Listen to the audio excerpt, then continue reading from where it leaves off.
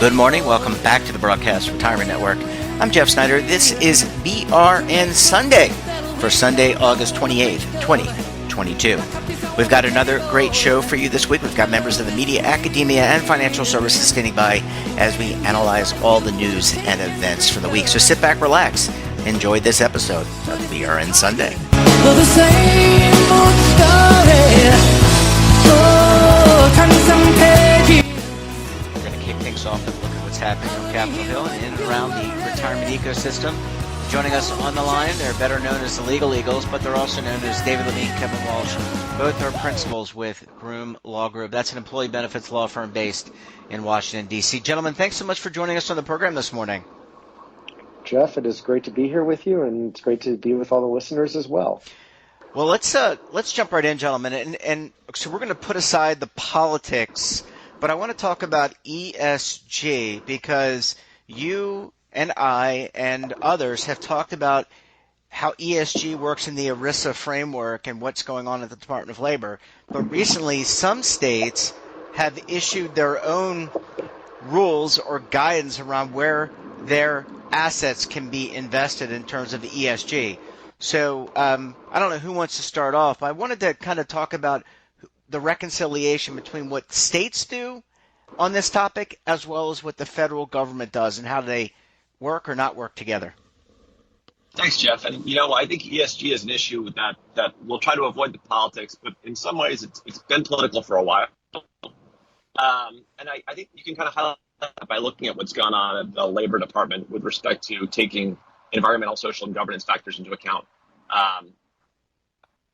when investing 401k money. And there, the rule has traditionally been, you've got to act solely in the economic interest of participants and beneficiaries.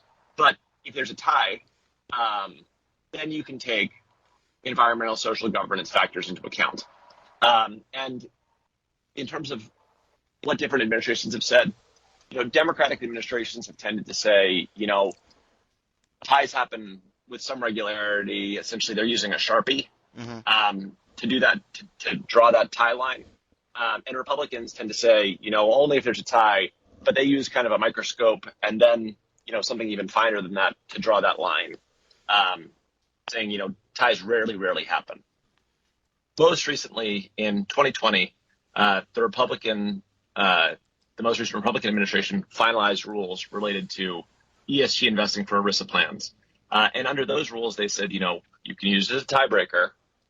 But if you do, you've got to, do a fair amount of record keeping as another way of throwing some cold water on taking ESG factors into account.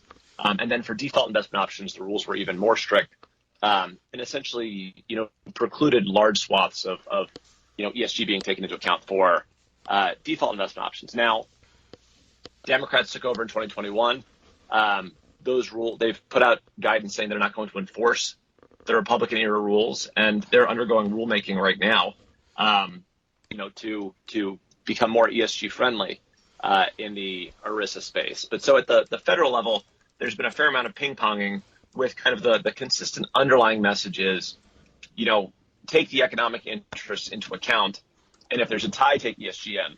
But how you define a tie has really changed over the years. And some states, looking at the likely outcome with the Biden administration's rewrite of the rule, seem to be, leaping ahead. David, do you want to talk about what we're seeing at the state level and how they interact? Sure, absolutely. And on the state level, it's been an interesting world we've been in because states, especially a lot of governmental plans, and again, we're staying out of politics today, there have been a number of governmental plans over time that have looked at the Department of Labor ESG rules, and some of them have said, we are going to not look at ESG at all. Some have said we're going to look at, I'll call it economic ESG, which, Kevin talks about the ping-ponging, but it's basically ESG through an economic lens, which in some ways balances a lot with both the Democrat or Republican DOL one, depending on exactly how it's implemented. And others have sort of said ESG has reasoning beyond even pure economics that's valid for a plan. There is no ERISA rules there, and each state has different laws. So the states have gone different ways. At times when there may have been a more conservative reading on ESG, you've probably seen a number of states, not all of them, where they've taken probably the more liberal reading of it. But when it goes more liberal, they pick that up too. But there's also a movement in some states right now, like Florida is an example, where there's a move to say ESG should not be used, period. And that is just a discussion item in some of those states, and some of them are making policy. Mm-hmm. So the governmental space and the governmental plans, they because they're not subject to ERISA, they do march to their own drum, and there's 50 states plus territories like DC, where we are, of course, that have their own set of local laws about fiduciary. So therefore, the states, while they sometimes are innovators because they're not bound by ERISA, they also can go in many different ways. So wherever the Biden administration goes will be looked to by some, but not by others. But the states, each of them, especially when you get back to politics, are going to go in a lot of different ways.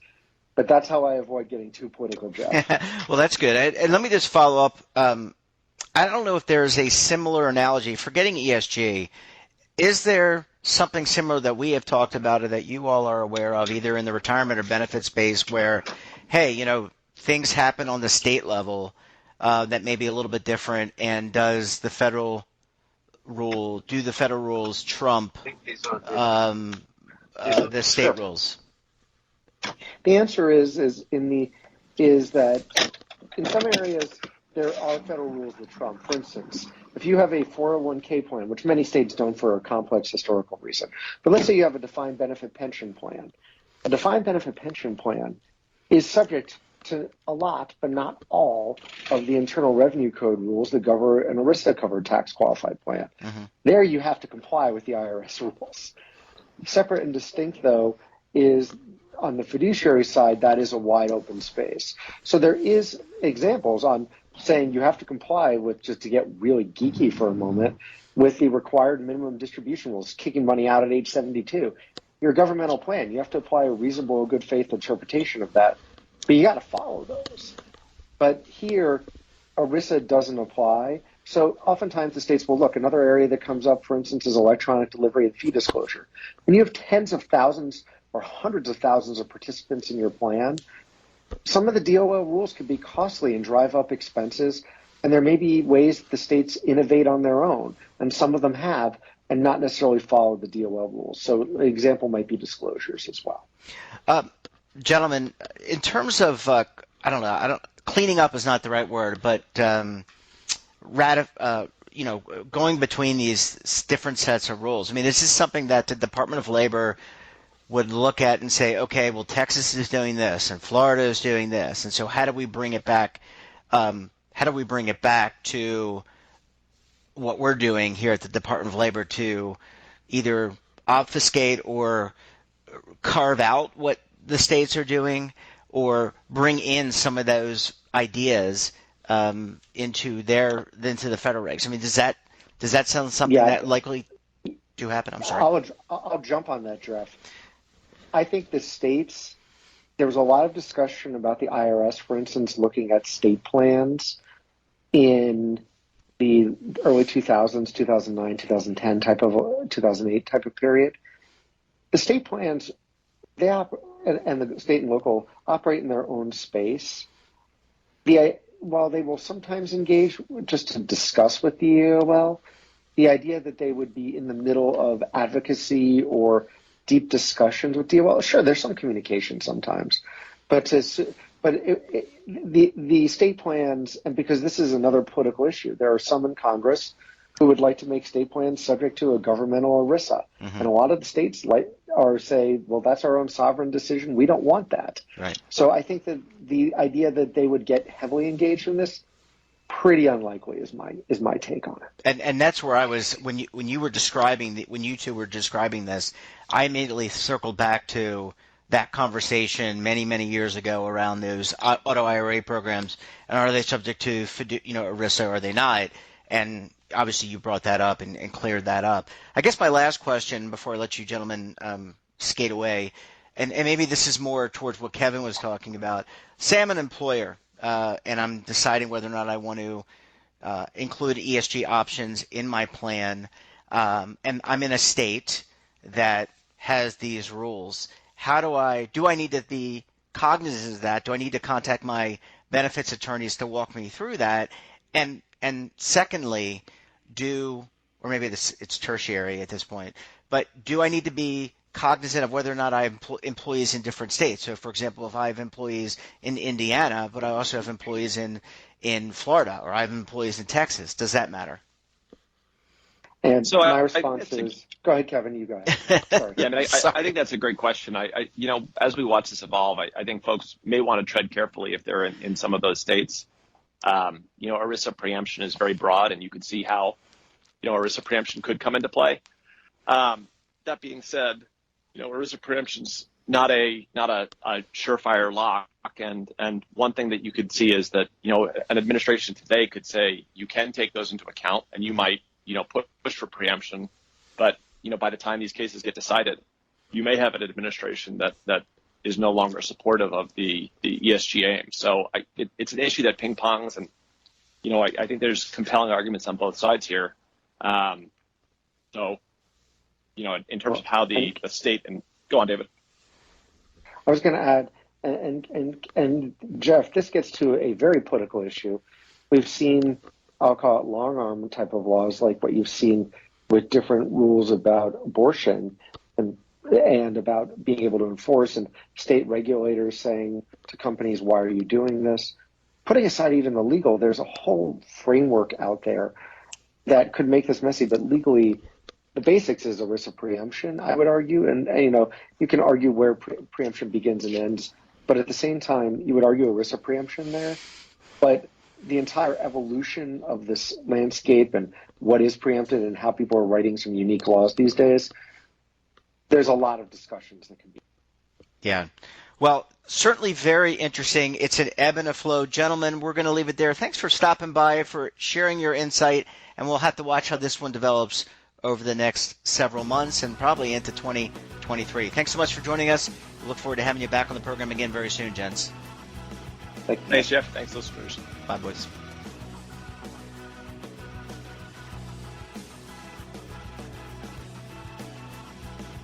Welcome back. Now we're going to close out the show with a look at what's happening in the market. Lots happening this week, and a lot of people seeing the news, market volatility, and maybe some positive stock market gains as well. Joining me on the line, he is the lead anchor for the TD Ameritrade Network. You know him as well, Oliver Rennick. Oliver, thanks so much for joining us on the program this morning. Absolutely. Thanks, as always, for the invite. Oh, well, thanks for taking the invite. You don't have to do that. I'm sure you get lots of invites during the week, but we appreciate you stopping by. So, Oliver, this is, I guess, a big week in the sense that Jay Powell, who is the Federal Reserve Chairman, and others are out in Jackson Hole, Wyoming. And I want to get your reaction to some of the remarks. But first, what is this, I guess, annual gathering, and why aren't we invited? Because we're not that important. In our own minds.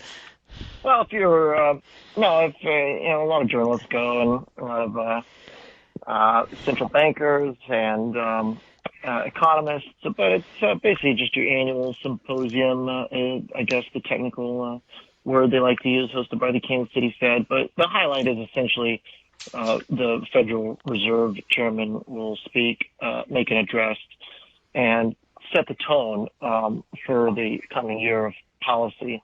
And this year it is about policy constraints. And that is very symbolic of the regime we're in.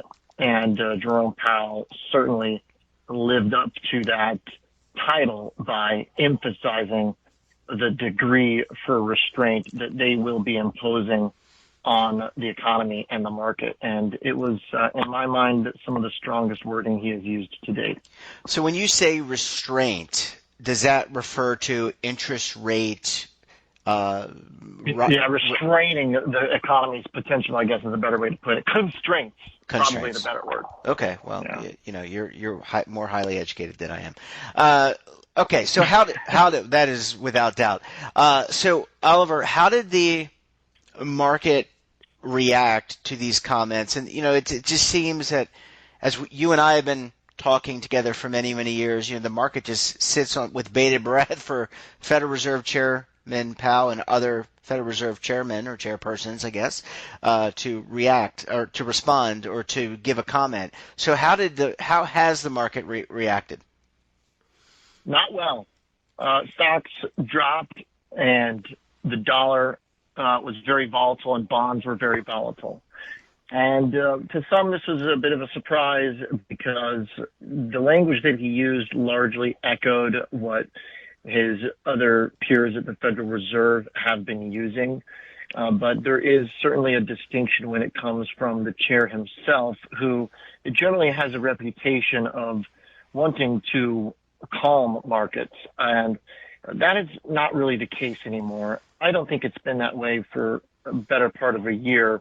But generally, people have, I think, overestimated his desire to pacify markets. He has been generally giving hints for a year and a half that he will be comfortable with volatility. And this particular speech explicitly, though, was very focused on their willingness to accept weakness in the economy as the cost of their inflation fighting program, as a expected side effect of bringing inflation down. And that is a little bit, it's not new, but to hear him really focus on that with his opening statement, and then again, as he's done in the past, look to Volcker and Greenspan for guidance and framework. Those are, of course, our Federal Reserve chairmen in the past who have tightened the reins, and in the case of Greenspan, basically popped the dot-com bubble, and Volcker attacking the 70s inflation. So both of those, as Powell's sort of guiding light, suggest that he is thinking big picture and long term. And there was specific wording in his language on Friday about the long-term plan that they have that really stands out because he's not hinting at any potential cuts down the road. He is more specifically telling us that they're going to keep rates elevated. He also specifically said that peak inflation is not evident to him, that we need more than a month of data, and that they will be acting with resolve to prevent high inflation from spreading. So even though this is largely in line with what we've heard from other recent hawkish Fed commentary, it is pretty explicitly opposed to the prevailing narrative that bullish investors have been using to buy stocks in the second half of the summer and in the 2-month rally that brought the NASDAQ up more than 20% off the lows. And that's where we have now potential for volatility in the market that we're seeing. Oliver, I want to ask you, and I'm not sure there's a direct correlation here, but I want to ask you about some policy that came out of the White House in the last couple of days, and that's student loan forgiveness. And no matter what side you sit on in terms of forgiving student loans, I guess the question I have for you as someone who is a student of the market and follows the market, is there any direct correlation from the student loan forgiveness? Does it affect things like inflation, and does it affect the general stock market? It's so far it looks like it hasn't had any effect on the market. You would think that just kind of logically,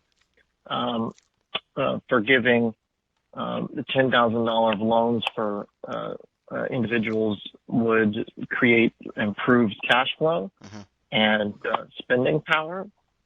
But it's unclear really how that compares to what the Fed is doing, unwinding the balance sheet, what inflation is doing.